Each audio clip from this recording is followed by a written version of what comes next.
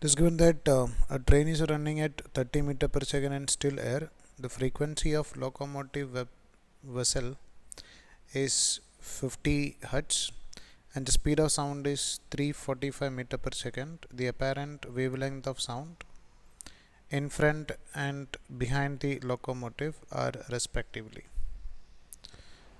So if you are considering that observer is in front of the train,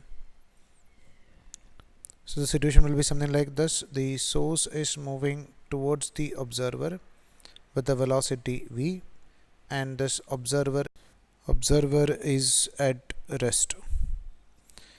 So we can calculate what about the value of this apparent wavelength. So we know the equation for this change in wavelength, that is actual wavelength into velocity of source divided by velocity of sound. From the equation v is equal to n into lambda, we can calculate the value of its actual wavelength, that is actual velocity divided by its frequency.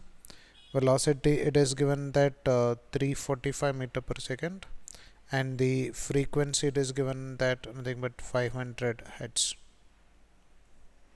which is around 69 divided by 100.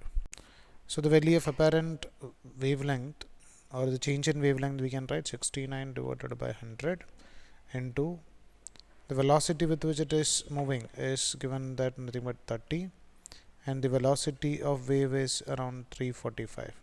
So the change in wavelength is, so we'll get it as around 0.06. So the actual wavelength was 0.69. So we can find out the value of its apparent wavelength. So when the source is moving towards the observer, the wavelength will decrease. So the minimum wavelength is lambda naught minus delta lambda, which is equal to 0.69 minus 0.06, which is equal to 0.63. And when the source is moving away from the observer, the wavelength will increase, and that maximum wavelength we can write as lambda naught plus delta lambda, which is equal to 0.69 plus 0.06, which is equal to 0.75.